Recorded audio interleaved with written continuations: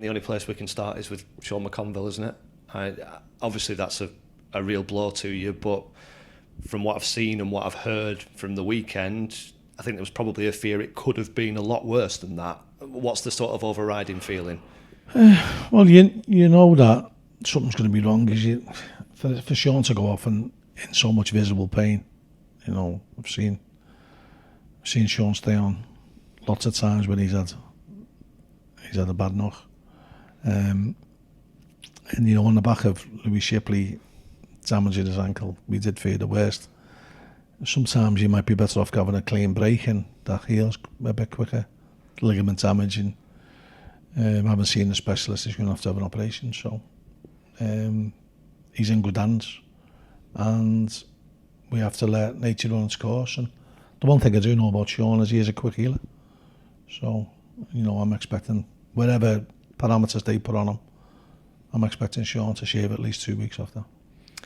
Does it provide any kind of advantage that he's had a long-term injury before, and as you say, every time he's had a longer-term injury he's come back quickly? Mentally, will he be more prepared for what lies ahead rather than somebody who maybe hasn't been through that before? I think he'd be prepared for it mentally, yeah. But it's still a blow for him, and you know, he's just got to work hard and get his fitness back, and then, you know, bring us back what we know we can get off him, which is his experience and his know. We've talked a lot about the experienced few players that you've got passing on their wisdom and their experience to the younger players. To lose one of those, albeit not around the place but out on the pitch, is that something that is also a factor? Yeah, it's a blow. Of course it's a blow. And you know, you were desperate to have him on for the last 6 minutes on Saturday for his no-mo. I know to see a game was. But other people have to step up. You know, I spoke about it last week. Losing Louis Shipley was possibly the only position that we couldn't really cover. We didn't have really a left-footed defender. And, you know, we can certainly, well, we can cover Sean's position, but you can't bring that experience. So, you know, like Seamus and Sean William and Kelvin might have to step up to the plate more. With the Shipley injury as well, is it human nature to start thinking, here we go, not again? If you approach things in a negative manner, you tend to get negative results. We've just got to accept that injury is an occupational hazard. No one goes out to get injured. It's no one's fault. And that's part and parcel of the game. If you're not prepared to get injured, you shouldn't be playing in the game of football. Some people are luckier than others. You know, we've got good lads here who can work hard with him and make sure that he can get back to optimum condition for when he does make his return to the first team. Those that were here last season, do you think they'll be more prepared for that? Somebody has to step up, somebody has to step in, because so many of them had to. I hope so. But it's, you know, as one door closes, another door opens. So it gives someone who was on the sidelines on Saturday a chance to start. So from a squad perspective, there is a positive to be seen for one of the players. So one of the players is going to be starting on Saturday. That didn't start on last Saturday.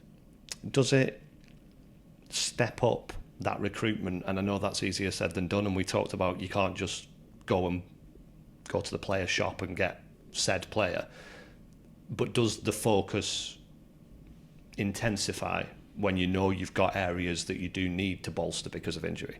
Well, people will think that we can just go out and get players. Well, you can go out and get players. There's loads of players available. You got to pay for them. And we're working within a strict budget now. That possibly doesn't make that feasible at this moment in time, so we'll see. How much might that be affected by interest in your players? Because you've had a few go, but I think people from the outside looking in might have expected more to go. I know there's still plenty of window to go. There's still 8 days, so still a lot can happen in that. Both in and out, so we just have to wait and see. And do you have to be prepared to react if somebody does come in and make an acceptable offer, suddenly you'll have, if we get some money, plan B on the table, ready to go. And you've got to cover your bases. And we've been doing it long enough to know that happens. We had a strange one a couple of years ago, didn't we, when Peterborough came in for Coley on the last day. So that was hard to find someone when you're never going to find someone. So, but no, you've got to be philosophical about it. I can't stand the transfer windows. I don't see the point of them in the lower leagues. I honestly don't. I don't see the point of them full stop, to be honest. But I just don't see the point of them in the lower leagues. And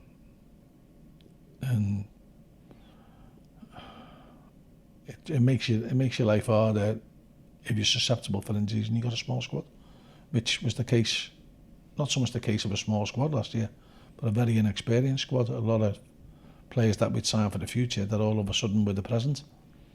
And when they've all got to play at once, it becomes very difficult. And just last thing on the transfers, you've got a lot of shirts on the wall in your office of players that you've sold from Accrington Stanley who've gone on elsewhere. Part of a lot of those deals, I know, is Accrington will be due X amount or X percentage of profit or whatever it may be. Can those things, can your former players being linked with moves elsewhere potentially change your budgetary position? Probably not, no. It'd be nice if one or two of them went and we got a windfall, but that goes into the operating costs of the club. And, the operating costs of the club with a crowd base that we've got, who are fantastic, by the way, fantastic against Saturday. But the harsh reality is there's never going to be more than 3,000 home fans. And if you think on average, probably nearer to 2. So, consequently, running a football club in the Football League is a costly business that, leads to you generally staring down a loss in your face without selling players to try and balance the books. So, I'd say any football fortune would go into the operating costs of the club. Okay.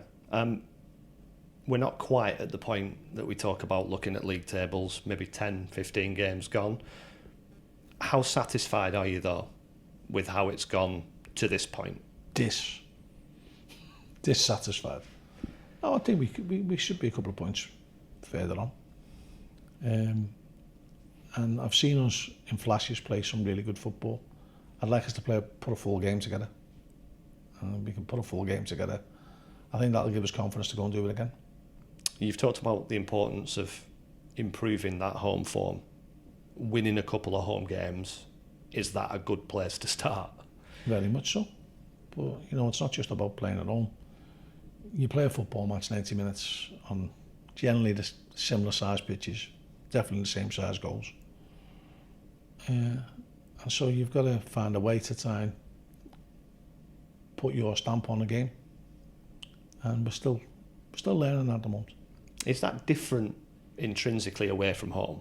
Because there's often a lot of emphasis on the home team. Psychologically, sometimes it can be, but